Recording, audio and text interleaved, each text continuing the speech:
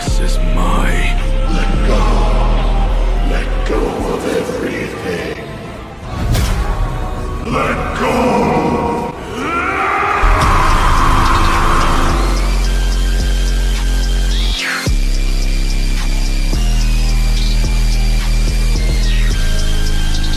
Thousands of enemies.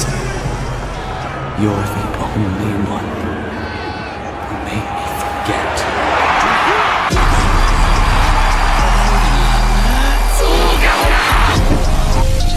I'm the top floor, smoking on dope. Feeling like two and not vision alone. Rocking out all white, feel like the Pope. Burning this bitch, I'm feeling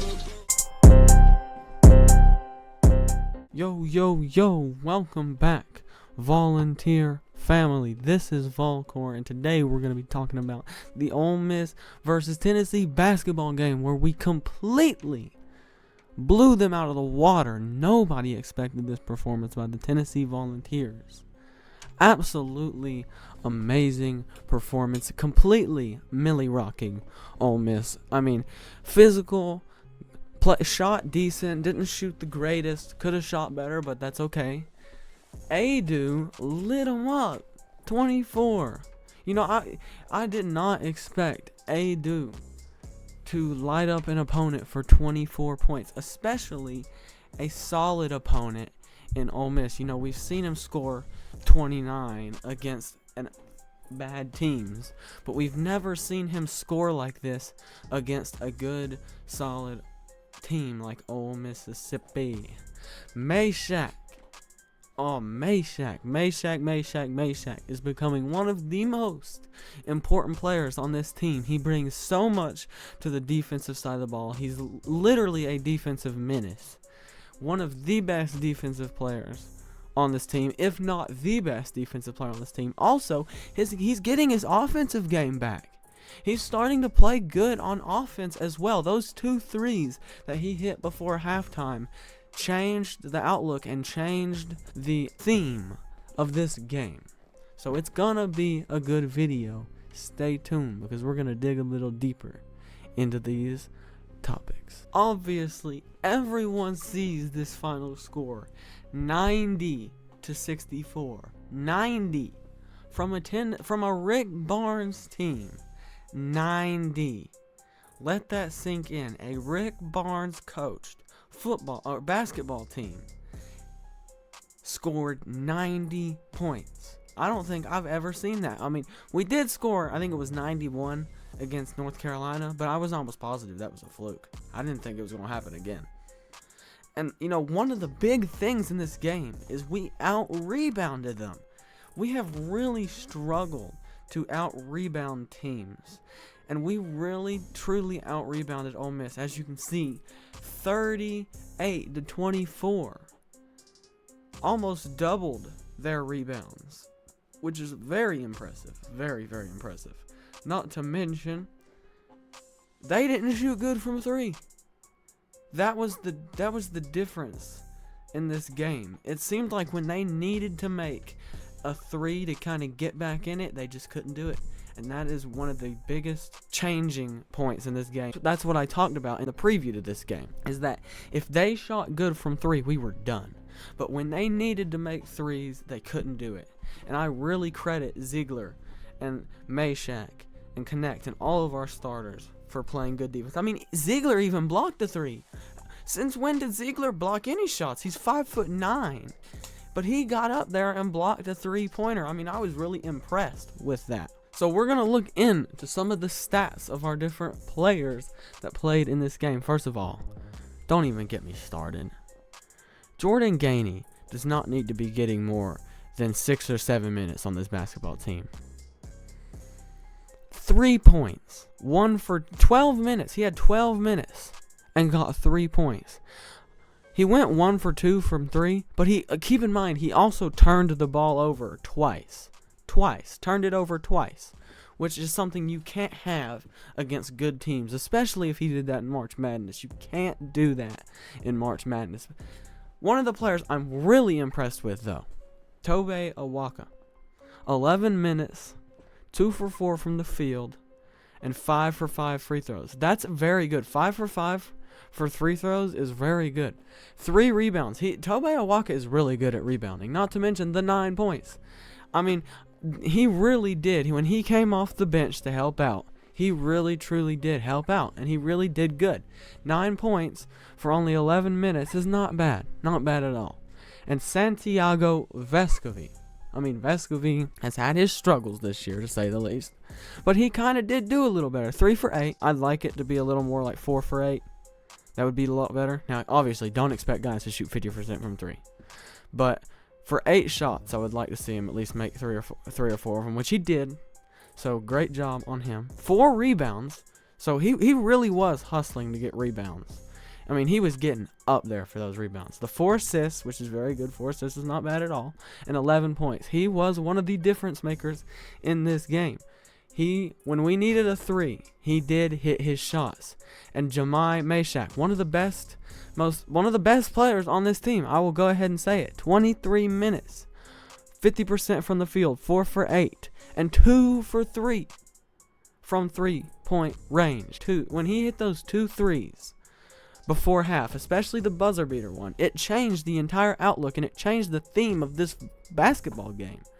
It went from oh crap, they really are keeping up with us, and I thought it was going to come down to the wire, to we're up by 6 more points now because one of our guys was able to make big shots.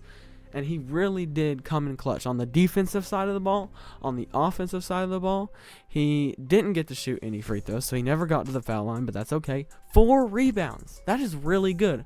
For a shorter guy like Mashack, 4 rebounds is not bad. The 4 assists, obviously.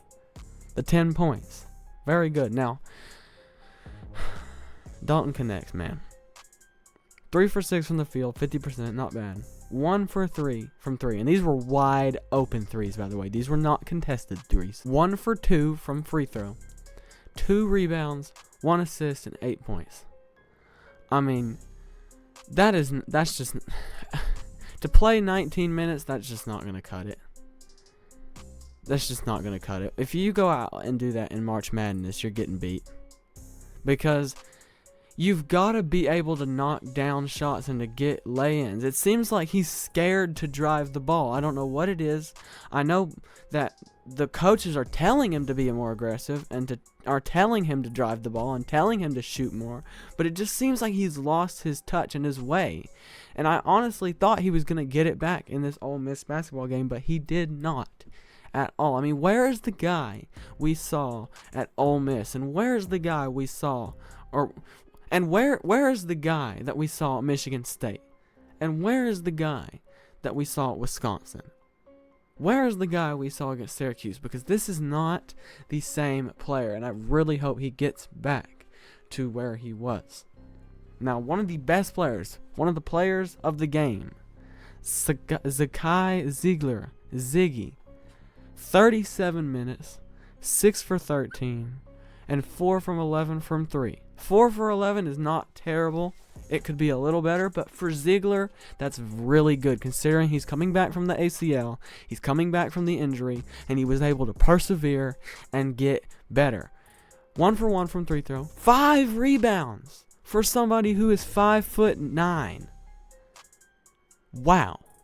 He was really hustling. The 10 assists, obviously, that's expected. He's a point guard. But the 17 points. Zeigler really does look like the prime Zeigler from a year ago. He really does look like he's back in form. Really does. Now, Josiah Jordan-James, I was kind of disappointed in how he played, actually. 31 minutes, 4 from 10 from the field, and 0 for 3 from the 3-point line. That's unacceptable. You can't miss all of your threes. You've got to make some threes. Not to mention, he never got to the free throw line. He never drew any fouls. He did get 8 rebounds, which came in big. 4 assists, not bad, and 8 points. It's a mid-performance at best. But the problem is we don't need Josiah Jordan-James to be mid because he's one of our biggest scorers. We need him to be good, if not great. He's got to get better, and I hope that he gets better against Mississippi State on Wednesday. Now, the main star, the star of the show, Jonas Aidoo. 32 minutes, 10 for 19. 0 for 0 from 3. Obviously, he's not going to shoot any threes. He's a big man. 4 for 5 from the free throw line, which is good.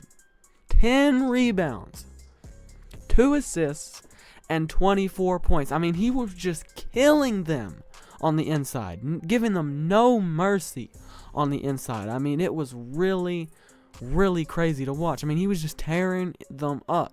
So hopefully he can stay on that track and stay on that way, because honestly, I'll be honest, he has not done good this season. He gets pushed around in the paint by every decent big man he plays. Every time. Like, it's not even close. Every time it happens. It's like watching the same movie over and over. When he played North Carolina and Armando Bacot, gets pushed around. When he plays ZAKAI, gets pushed around. I mean, it's just, you know, when he played Hunter Dickinson at Kansas, got pushed around.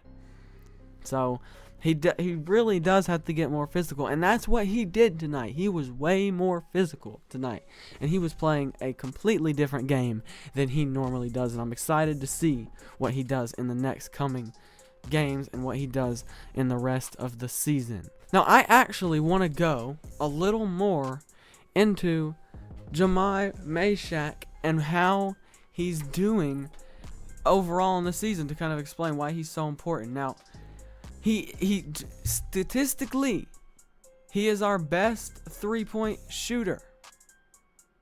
38%. That is not bad at all. 38%. You know, 38% is not bad at all.